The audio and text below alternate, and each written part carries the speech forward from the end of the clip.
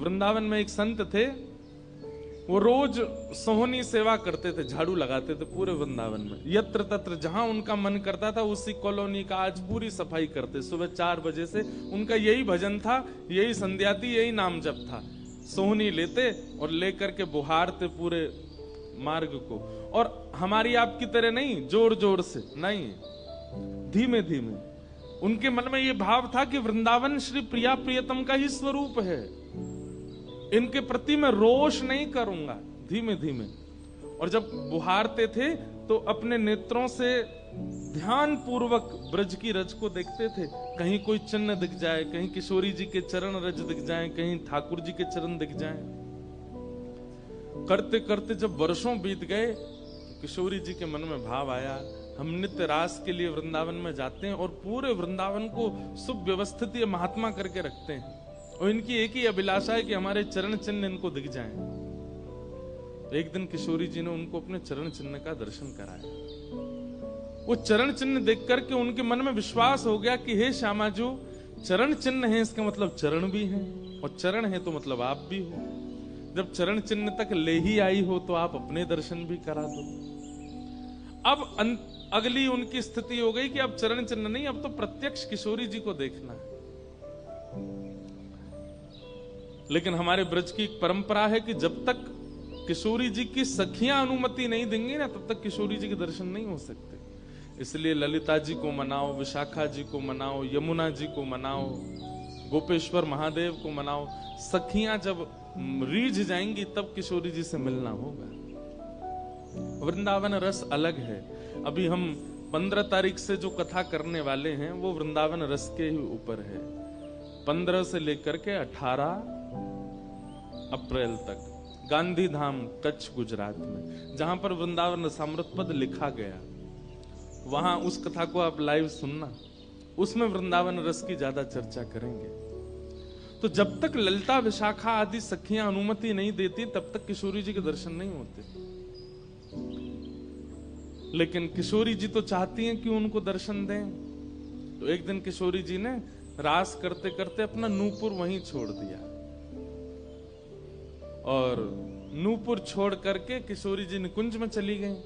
आप सुबह सुबह जब सोहनी करने आए तो आपको वो नूपुर मिला, और नूपुर देख करके वो आनंदित हो गए। इतना सुंदर नूपुर, ऐसी सुंदर उसकी कलाकृति, इतना हल्का उसका वजन, इतना सुंदर उसका स्वरूप।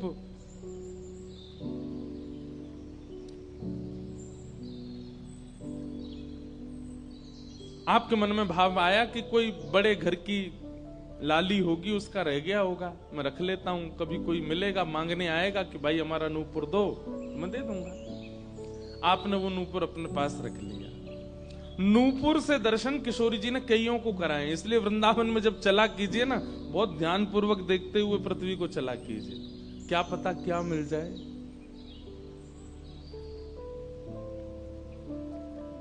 सूरदास जी को भी नूपुर से ही दर्शन हुए किशोरी जी के, और आज इन महापुरुष को भी हो रहे हैं। मुझे नाम स्मृति में नहीं आ रहा है, शायद संभवतः श्याम चरण दास जी नाम था। तो नूपुर को अपने पास रख लिया। किशोरी जी का नियम है कि जब रास में जाती हैं तो सब सखियां उनका श्रृंगार करती हैं, और एक एक श्रृंगार जो उन्होंने धारण किया है वो लिख लेती हैं। कानन में कुंडल पहने हैं, गले में ये हार पहना है, उसके ऊपर मोतिन की माला पहनी है, फिर गुंजा माला पहनी है, फिर नवलखा के हार पहने हैं, हाथन में इतने कड़ूला पहने हैं, पैरन में पाजे। क्यों?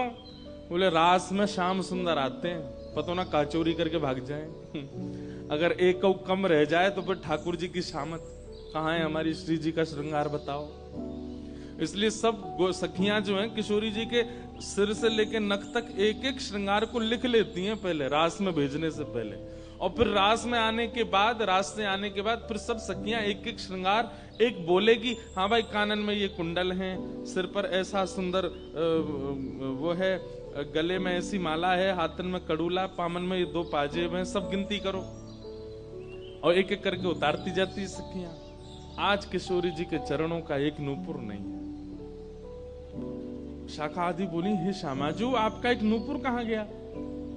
बोले अरे मो तो पता ना है, सके नृत्य करते करते रह गए हो वृंदावन में। ललिता विशाखा बोली स्वर्ग के इंद्र के हाथी के दांतों से बना हुआ नूपुर है, वो सामान्य नूपुर नहीं है। आपके ऊपर तो कोटि कोटि ब्रह्मांड बारी बारी जाते हैं किशोरी जी, पर वो नूपुर ठाकुर जी ने आपको भेंट किए हैं, बड़े बहुमूल्य नूपुर हैं। अब किशोरी जी बोली मोह ना पता कहाँ रह गए हो कहीं पे। किशोरी जी तो मन बना चुकी है ना, दर्शन देना है उनको। तो ललिता विशाखा ने विचार किया कि हम ही जाती हैं, ढूंढ के आती हैं निकुंज में कहाँ है, वृंदावन में। बोले अपने रूप में तो नहीं जाएंगी, तो एक वृद्धा का रूप धारण किया, एक वृद्ध मैया का रूप धारण करके ललिता विशाखा गई और वृंदावन में ढूंढने लगी नूपुर कहाँ है। तभी ढूंढते ढूंढते वो महाराज जी सोहनी कर रहे थे, उनके सामने पहुंची। अरे बाबा हमारी लाली आई सवेरे सवेरे यहाँ पे, और बाग के पाम को एक नूपुर रह गयो, तेने देखो। बाबा बोले तुम कौन हो रही? बोले हम पास के गांव की रहवारी, हमारी बहू है वो, और या की लाली है वो, जाको नूपुर रह गयो है। बाबा बोले मैं कैसे पहचान जाऊं कि तुम्हारी ही लाली का नूपुर है? भाई मनचले लोग हैं, बहुमूल्य वस्तु किसी पे देखते हैं तो सब अपना अपना बताते हैं। रोड में अगर 100 रुपया गिर जाए और 50 लोग वहां से निकल रहे हों, कि कोई पूछे भैया 100 रुपया किसका, सब अपनी जेब चेक करते, भले ही कुछ लेके नहीं थे, भले ही जेब में कुछ नहीं था, फिर भी देखते लग तो मेरा ही रहा थे, मेरे जेब में 100 रुपए तो थे। सब अपना बताते हैं बहुमूल्य वस्तु को। तो मैं कैसे मानूं कि तुम्हारा नूपुर है? अरे बाबा हम कह रहे हैं तुम थे। बोले कहवे को अभी मैंने तो नूपुर, मैं तो असमंजस में पड़ जाऊंगा कि मैंने गलत आदमी दे दियो। बाबा फिर कैसे माने को? बोले एक नूपुर मेरे पास है, एक नूपुर तुम्हारी बहू ने ही पहन रखो होगा, बाकी ले आओ और यहां लाकर के मुझे पहले नूपुर की पहचान करा तो मैं दूसरा दे दूंगा। ललिता विशाखा बोली बड़ो चतुर बाबा है, श्री जी को बुला रहा है।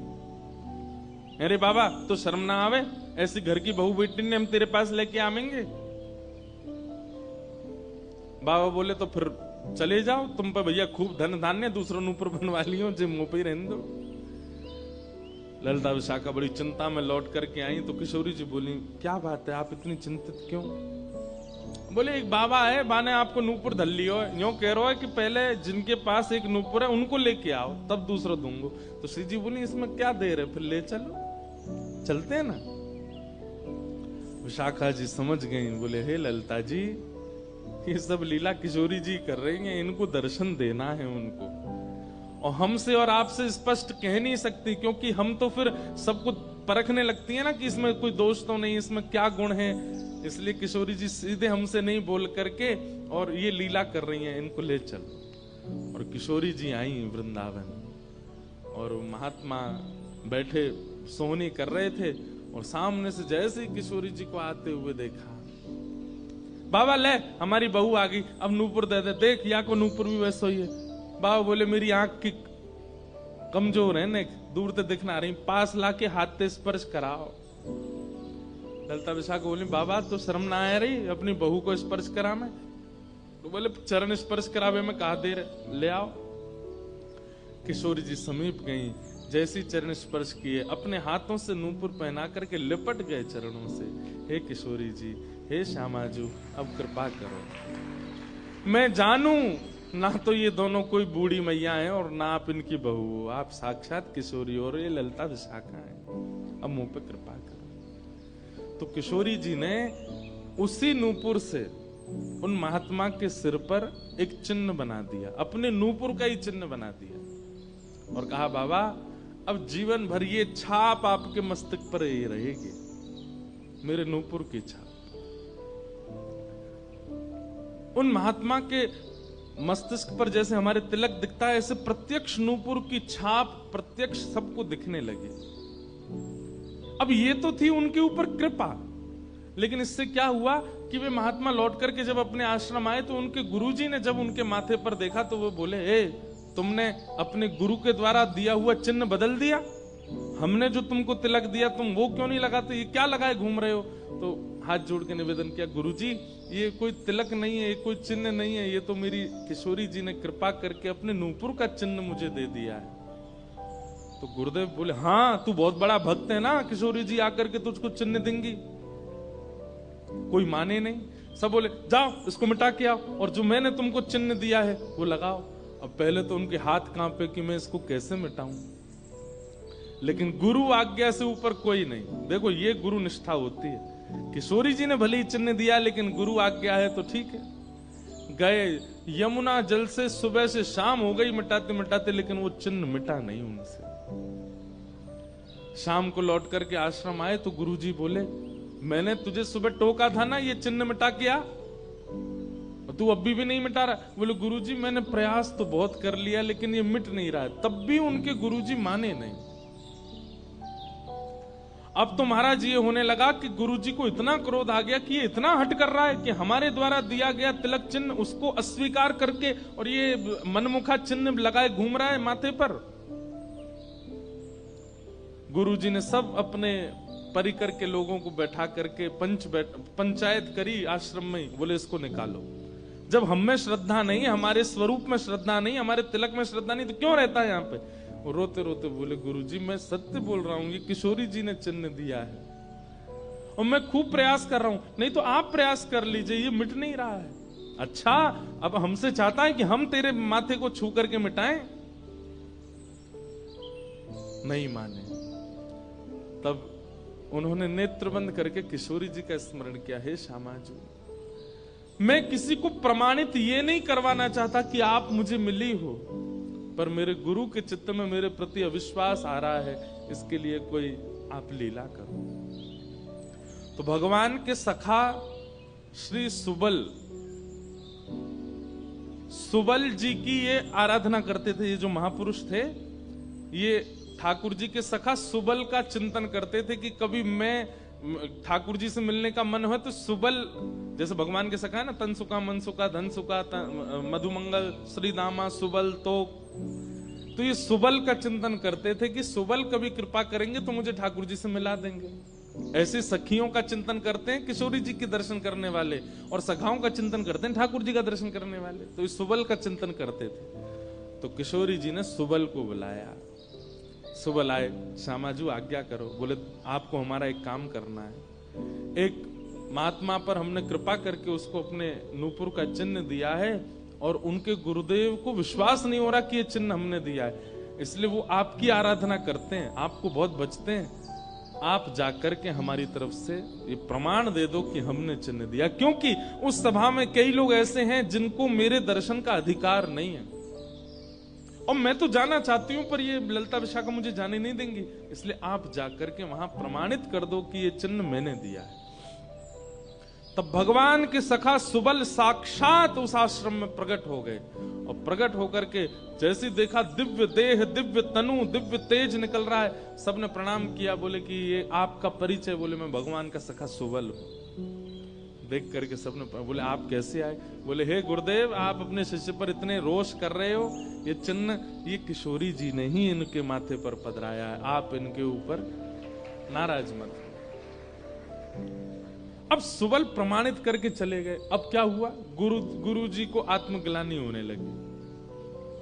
बोले मैं गुरु हूं और मेरे चेला को ठाकुर जी मिल गए, श्री जी मिल गई और मुझे विश्वास नहीं हुआ।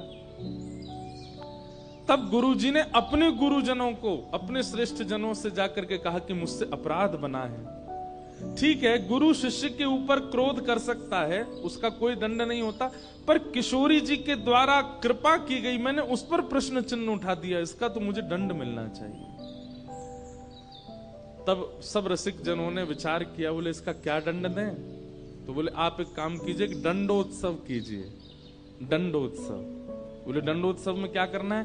बोले आज तक जितनी तुम्हारे पास जमा पूंजी है सब संतों की, भक्तों की सेवा में लगा करके और आनंद से सुंदर भंडारा करो, सुंदर नाम संकीर्तन करो, सुंदर अपने घर पर एक उत्सव रखो और उसमें जितने महापुरुष आए सबको दंडवत प्रणाम करते करते सबसे क्षमा मांगो और फिर जब सब तुम्हारा धन संपत्ति अब तक जितनी कमाई वो सब संतों की सेवा में लग जाए, फिर उन संतों से कृपा प्रसादी मांगो कि आप सब मुझे क्षमा कर दो। इस प्रकार से दंडोत्सव करो। तो जिन्होंने ये भाव कहा है उनको ये दंडोत्सव करना है।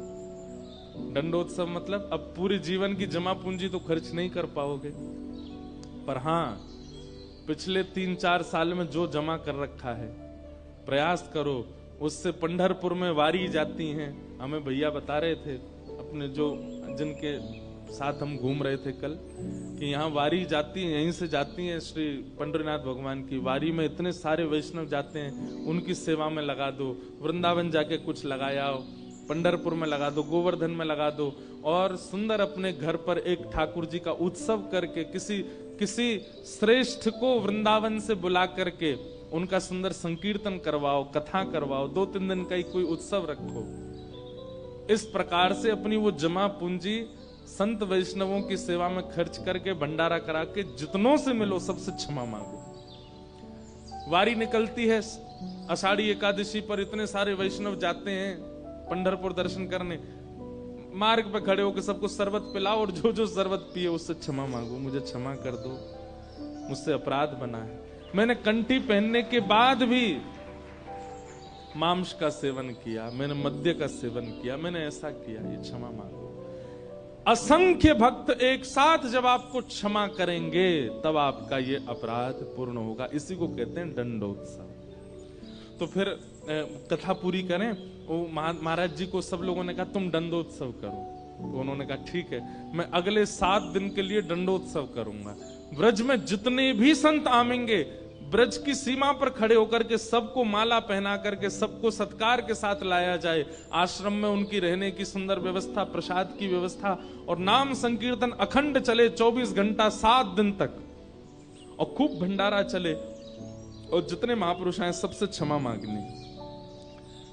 तो जब ये दंडोत्सव का बात हुई तो गुरुजी ने दंडोत्सव लिया, और चेला बेचारे जिनको किशोरी जी ने चिन्ह दिया था वो मन में सोचने लगे ये क्या हो रहा है, मेरे कारण मेरे गुरुजी को दंडोत्सव करना पड़ रहा है। तो उन्होंने अपने गुरुदेव के सामने प्रणाम करते हुए अपनी झोली फैला के कहा गुरुजी मुझे एक भिक्षा दे दो। तो क्या चाहिए? बोले जो दंडोत्सव आप करना चाह रहे हैं वो मुझे करने दीजिए, आप विराजिए, आपकी जगह मैं करूंगा, मैं शिष्य हूं आपका। तो बोले नहीं नहीं, अपराध हमने किया तो तुम क्यों करोगे? बोले गुरुजी बस यही कृपा चाहिए। तब बड़े संतों ने मिलकर के सबने कहा कि भाई देखो शिष्य कर सकता है, अगर इनकी इच्छा है तो ये करने दो। तो फिर गुरुजी का दंडोत्सव उन्होंने ही किया जिनको चिन्ह किशोरी जी ने प्रदान किया था, दंडोत्सव मनाया।